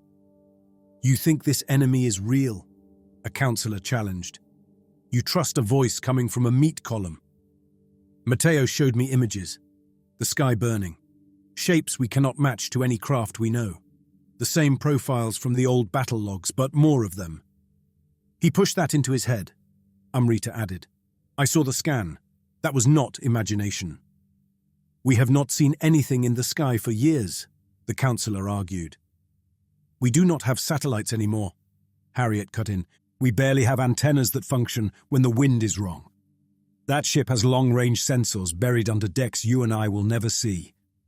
I am not in the habit of trusting old war machines, but I am less in the habit of ignoring a threat, just because it comes from a voice we do not like. Her gaze returned to me. So we take its word that something is coming. That leaves us with a choice. We either help it finish rebuilding, or we try to cripple it. And if we try the second thing... Halvar's tone turned speculative. You think it sits still for that? We saw how it dealt with an attempt to cut a man free, Amrita reminded him. It tightened, faster. Like any wound, he muttered. Like any healer, she countered.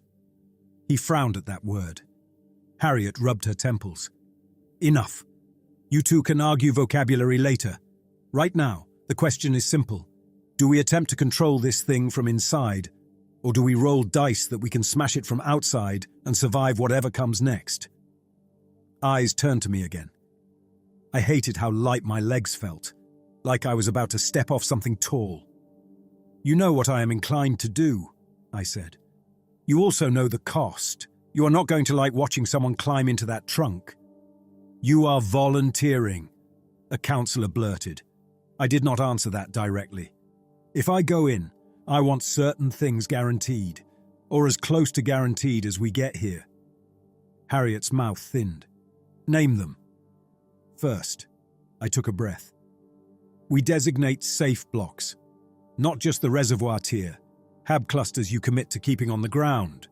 You move people there now, families, elders, anyone who chooses not to risk integration or launch. Those blocks will be crushed when the ship moves, someone protested. Not if we plan, I replied. The frame of this city is modular. You know that. It was built to weld onto hull plates that were never meant to stay under gravity. The original design includes release clamps. The ship can shed us. It almost did it by accident when it made that south corridor. Amrita nodded. He is right. The diagrams show brake lines. Sections meant to detach in combat to shed damaged mass. We can use those lines to drop hab clusters down to the ground in one piece when the ship lifts. Those become new settlements. They will not be pretty, but they will be alive.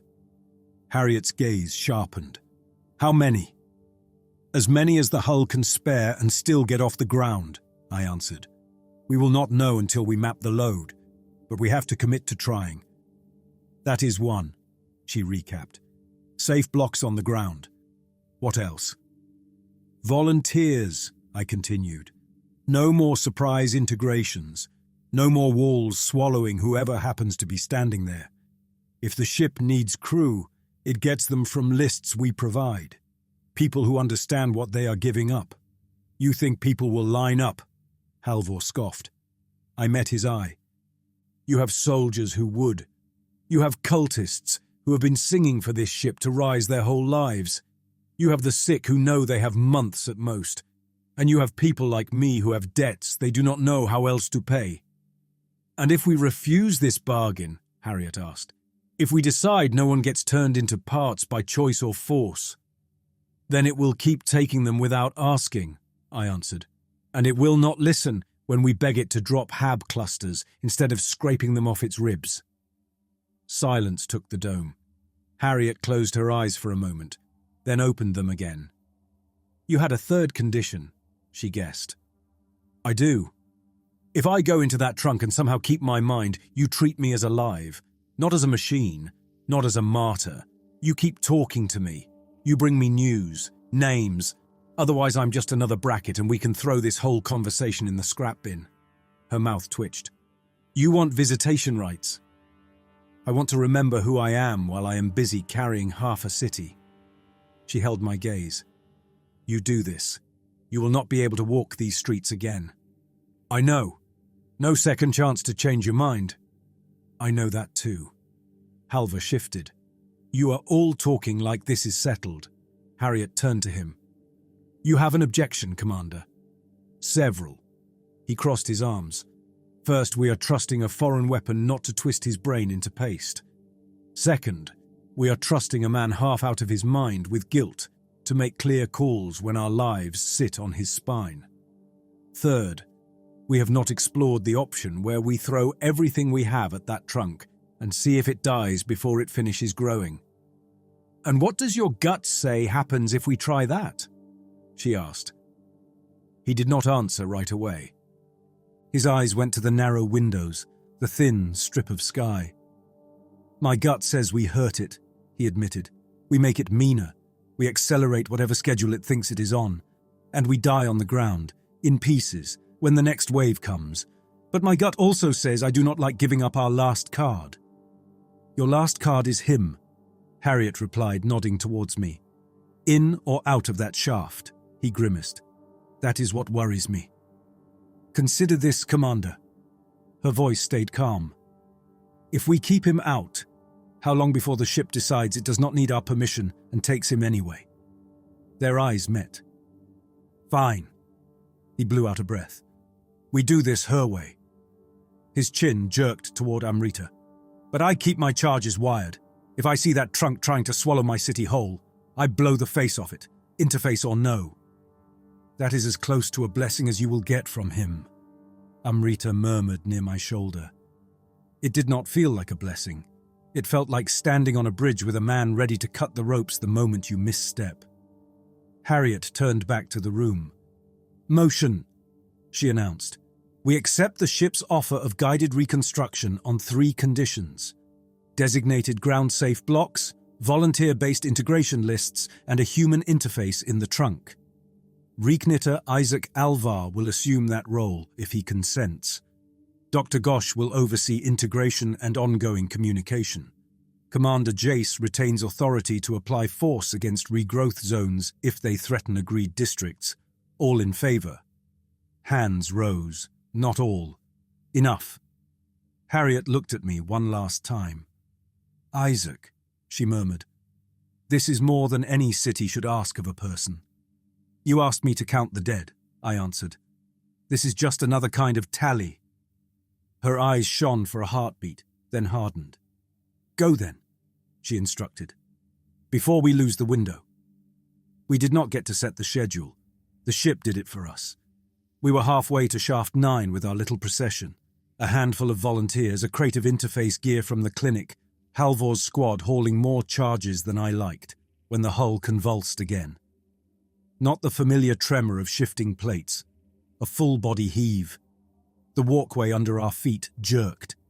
A bolt snapped somewhere underfoot with a gunshot crack. People grabbed rails, packs, each other. "This is not on our list," Halvor barked into his helmet link. "Report! Where is it moving?"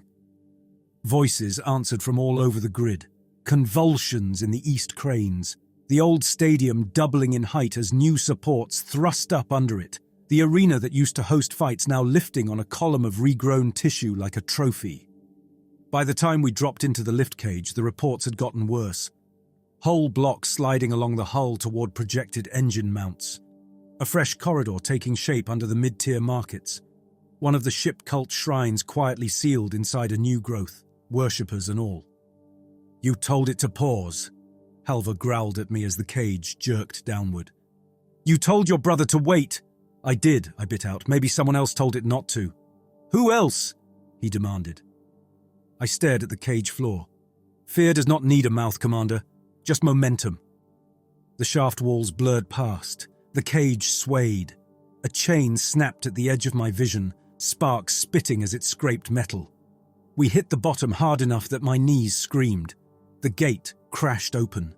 The tunnel beyond looked worse than before. Tissue covered most of the walls, thick and layered. Some of it had split into plates, some still hung in ropes. New braces jutted across the space, forcing us to duck and weave. The air felt cooler, like all the heat had been pulled inward. "Helmets!" Halvor snapped. "No one breathes this unfiltered." We sealed up and pushed through. The corridor that had once been mostly hull was now more ship body than anything. Our lamps painted the growth in harsh white ovals. In that light it looked like a combination of muscle and root, anchored deep, flexing in slow waves. Every few steps, something shifted underfoot, a plate tightening, a strand thickening. The sense of being unwelcome built like pressure behind my eyes. "Isaac," Amrita's voice came over the link. "You remember the map?" "I do." "Find the break lines," she urged. "This is your last chance to mark what you want to keep when it lifts." Her words cut through the noise. I forced myself to look beyond the immediate horror and picture the city as an outline. Blocks, bridges, tiers, the reservoir ring, the childhood levels, the makeshift clinics, the places I could not bear to see scraped away. In my visor, I dragged virtual lines across the schematic, connecting release points. Drop these, keep those, shed this damaged arm of the South Quarter, preserve that cluster near the old dome as a ground hub. I sent the pattern ahead to Matteo. The trunk waited where we had left it. Only it did not look like we had left it. More bodies studded its surface now. Some hung limp, others moved. The cords connecting it to the shaft walls had thickened into full struts, flexing as they bore weight. Light bled in from slit openings cut into the shaft wall at regular intervals now. Those had not been there before.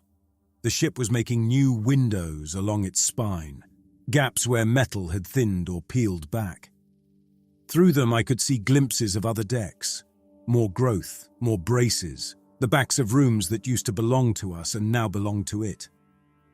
A low vibration rolled through the trunk itself, not sound exactly, a feeling like standing next to a giant machine spool as it winds up. "You started without us," I muttered. "Timeline adjusted," Matteo's voice answered in my head. No warning this time, no gentle ramp-up. "Enemy vector shift, speed increasing. We must complete minimal readiness before they arrive." "You could have told us that topside," I snapped. "Latency," he replied. "By the time information climbed through damaged pathways, you were already moving." He made it sound like an apology. It did not change the fact that the ship had decided to get a head start on rearranging our lives while we argued. "Can you still honor the safe blocks?" I asked. "The reservoirs, the ground clusters." "Your map received," he answered. "Integrating." The trunk pulsed. One of the bodies near the top shuddered, then went slack. A few of the cords realigned, peeling away from one section of the shaft wall and anchoring farther along. I did not know what those movements meant yet. I suspected I would soon. "Charges," Halvor ordered his squad. "You know the plan. We rig the upper anchors and the access ring. If this thing decides to yank free all at once, we slow it down." He turned to me. "You sure?" I looked up at Matteo's face. His eyes tracked me with painful focus, as if he was afraid to look away in case I changed my mind. "I am never sure," I answered. "But I am out of better ideas." Amrita stepped closer. She had stripped down to a thinner tunic under her coat, sleeves rolled to the elbow. Her equipment harness carried more than scalpels this time. Bundles of fine cables, metal clamps, a coil of thin conducting mesh she intended to lay along my spine. "You step in," she told me, voice low, "and I will be your second pair of hands as long as I can. I cannot keep your mind intact, but I can try to anchor it." You will not join him, Halvor cut in. There was steel under the words. I will not, she replied. Not fully. I need my feet on some kind of floor if I'm going to argue with both of you. She reached for my hand. Her grip was firm, warm even through the glove. We can still walk away, she said. No, I answered. We cannot. There was the truth, laid bare. The choice had been made the moment we realized doing nothing meant dying small and blind. She let go. We had planned a slower integration. Harness first, test contacts, gradual connection. The ship had other ideas. The first blast hit as I stepped onto the narrow platform. It was not ours. The shaft wall shuddered. A crack shot up from the base like a jagged line of lightning. Dust and small rubble rained down. Somewhere above, metal screamed as an entire support layer gave way. Explosions in the east cranes, charges going off in the old stadium. A report from Harriet herself. A rogue militia unit had decided not to wait for us and was hitting growth zones on their own initiative. The trunk jerked. It lurched sideways, cords going taut. Several of the bodies embedded in it tore partially free, limbs stretching in ways bodies are not meant to stretch. One snapped loose entirely and dropped into the shadows below, tether flailing. The platform bucked under my feet. I grabbed the safety line out of reflex. Too late. The anchoring bolts on my side sheared. The platform swung down like a door, slamming me against the trunk. Pain exploded along my ribs. For a moment the world shrank to that impact. Breath driven out, bones protesting, helmet slamming the hard surface. The safety rope caught and jerked. Metal bit into my waist. The platform hung at a steep angle, anchored only at the far end now. Below me the shaft yawned. Isaac! Amrita's voice cut through the ringing in my ears. Hold still! I tried. Every muscle trembled. Hands grabbed the safety line above, hauling. Someone, two someones, pulled, trying to bring the platform back in. The trunk pulsed against my chest, firm and strangely warm. Reinforce, Matteo's voice murmured inside my skull. Breach in progress, structural integrity compromised. His priorities did not include the tiny human pinned against him. I am aware, I ground out. You are injured, he observed. Interface time limited, he concluded. We must act. His meaning hit me in the gut. Wait, I hissed. We had a plan. Plans adjusted, he replied. As always. The trunk bulged where I lay against it. The surface gave under my weight, then firmed again. Something beneath the skin shifted to meet me. Through my visor, I saw the flesh around me thin, veins spreading, making space.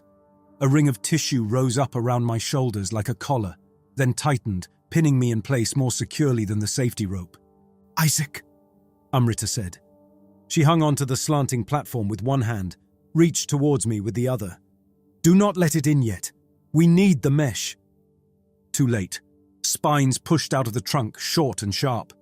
They found the gaps in my armor, the soft join at my lower back, the space under my ribs, the hollow behind my neck where the helmet met the collar.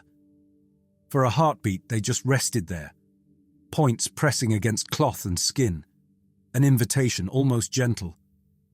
I had one small window left, one sliver of control between not yet and never again. I can still cut you loose, Halvor yelled from the ledge. One shot, through the cable, you fall clean, quick.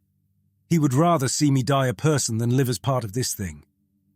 I thought of Rena's kids, Tav's crew, Harriet at the window, trying to hold a city no one could hold. The strips of sky, the way Matteo's face had looked when he called me brother with two voices in his throat. Fear and duty pulled hard in opposite directions. No neat answers, just wait. Do not miss, I told Halvor quietly. Once I am in, do not you dare miss. The trunk did the rest. The spines punched through. There is a clean, sharp kind of pain when a blade enters. This was not that. This was a grinding intrusion, as if hot rods were being pushed slowly through my muscles. They slid along bone, seeking the channels of my spine, the hollow of my skull base. I screamed once, short and ugly. Then the sound cut off as something climbed into my throat from behind and stole the air. My vision went white at the edges. The world shrank to a circle around Amrita's face and widened at the same time into a blur of impressions that were not mine. Weight. So much weight, spread across decks and hull and bolted on city.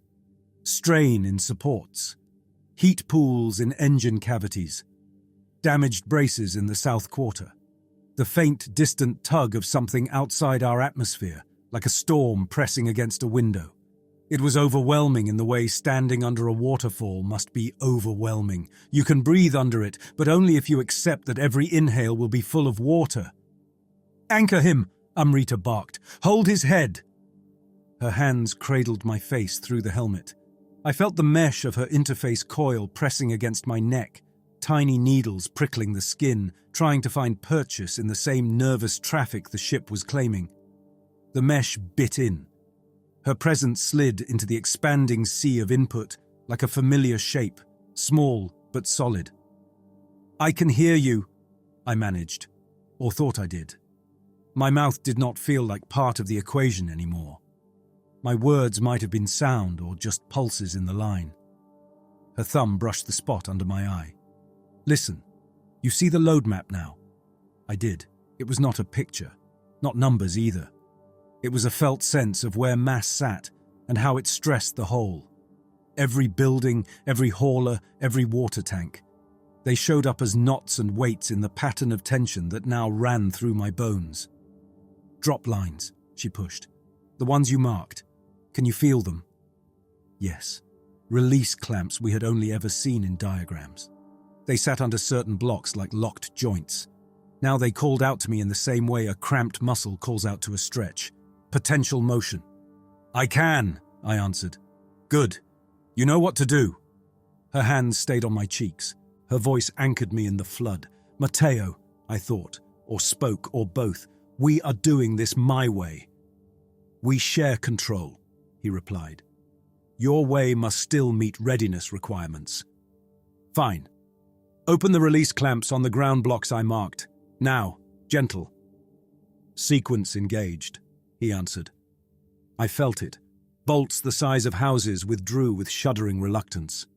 The blocks they held trembled. Buildings shifted. People screamed. I could feel their footsteps as tiny ripples on the surfaces my awareness now rode. "Too fast," Amrita warned. "You pull those all at once, they tumble and pancake." She was right. A panicked flush ran through me. The ship, or whatever part of it I was plugged into, wanted to drop mass in big chunks to slim down quickly. I forced myself to breathe. "Staggered," I ordered.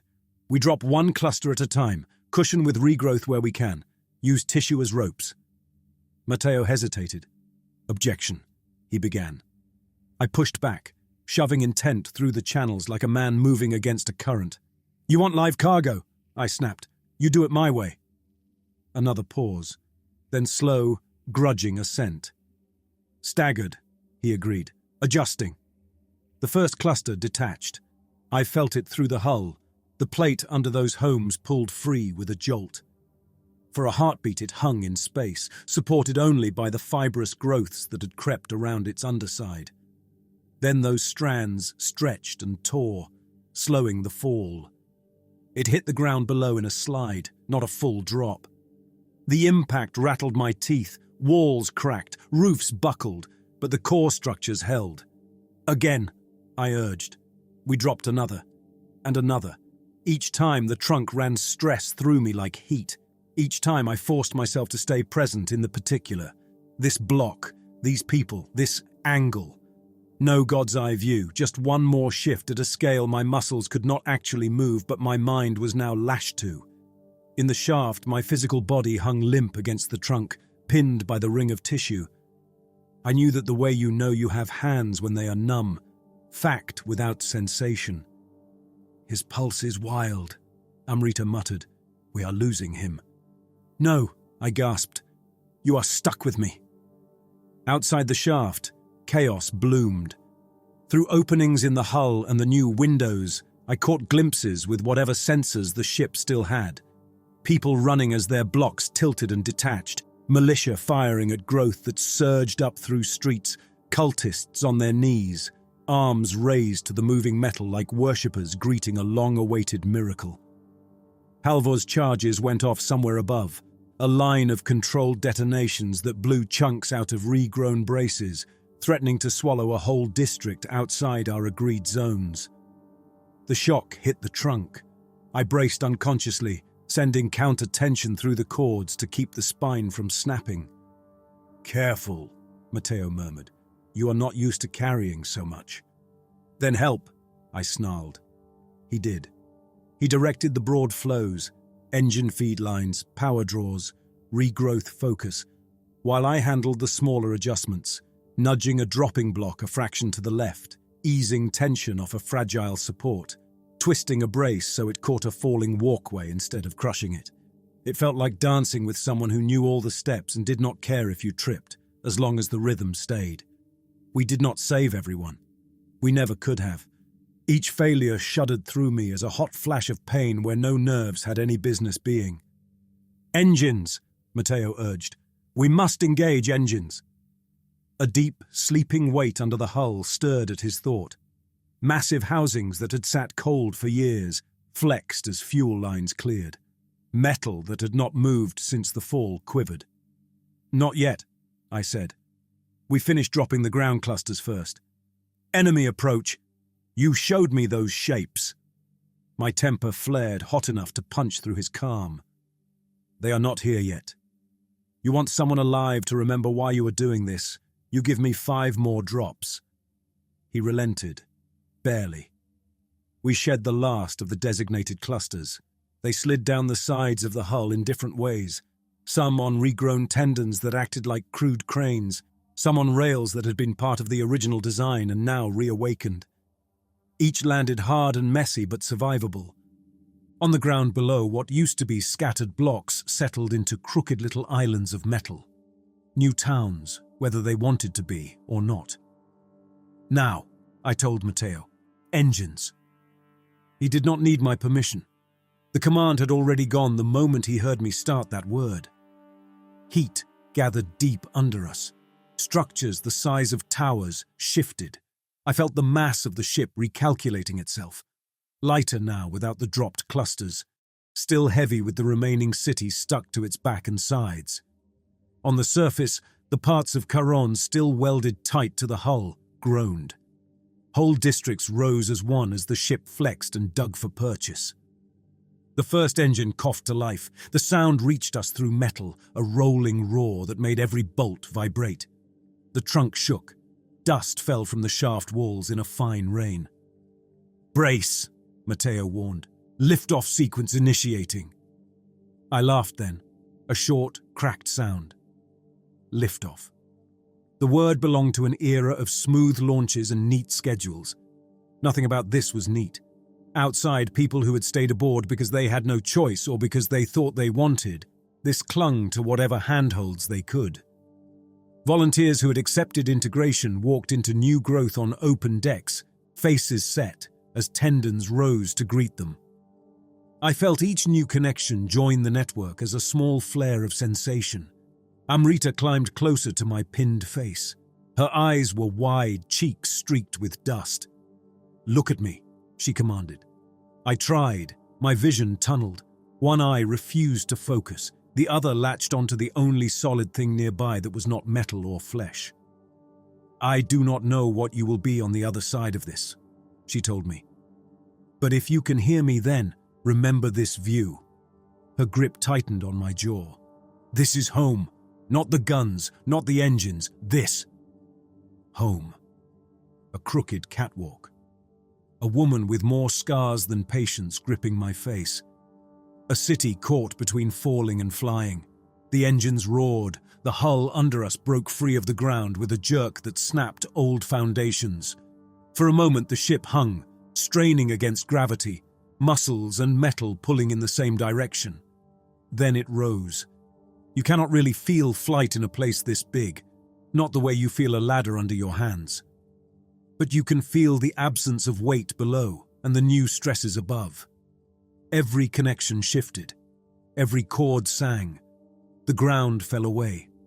Through a newly opened seam along the shaft wall, my expanded awareness caught a last glimpse of the dropped clusters. They shrank, those crooked islands of metal and lives, huddled together in the crater the ship had carved for itself. Dust rolled over them in waves. On one of the plates near the edge, I saw a familiar layout. The zigzag of Slope 5, now tilted at a different angle. Its stairwell gone, but its people still moving. Good. Higher. Clouds scraped along the ship's flanks in grey ribbons. The air thinned. The points in the sky grew sharper and more numerous. The hull creaked as old scars reopened and closed around new reinforcements. "Enemy," Matteo whispered, confirming vector. Far off, beyond the thin blue band of what used to be our whole world, a cluster of dark shapes moved against the stars, like rust flakes drifting toward a magnet. I felt no awe, no abstract terror, just the tired, stubborn knowledge that we had work yet. "You wanted purpose," Matteo murmured. "You have it." "Do not make me regret it," I answered. Through the trunks and branches of regrowth, through the spines in my back and the mesh in my neck, I reached out and began to move what I could. Angling armor plates, thickening growth where I knew we were thin, opening channels to direct fire away from what scrap of city still clung to us. On the ground, in the dropped clusters, people looked up at the rising shape they used to call home. To them, we must have looked like a wounded beast, dragging itself skyward, ribs sprouting towers, arenas and markets welded to its hide. To me, we felt like something else. Not quite weapon, not quite city. Something in between, made from both and satisfied with neither. "I will keep watching them," Amrita spoke into my ear. I could barely feel her hand now. "The ones you left on the ground, I will bring you their names." "Good," I managed. "And you keep us from being nothing but a gun," she added. The ship angled its nose toward the dark horizon where the enemy rolled. The city that had grown on its back clung tighter. The ground below shrank to a patchwork of scars and new metal islands. The last thing I focused on before the coming fight filled everything was one simple image. A small plaza near my old block, now tilted and half buried, laundry lines snapped, a single banner from some forgotten celebration plastered flat against a wall. It stayed in my mind as the engines pushed, as the stars brightened, as the war we thought we had survived came back into view. Whatever we became out here, that crooked little square would be what I steered by.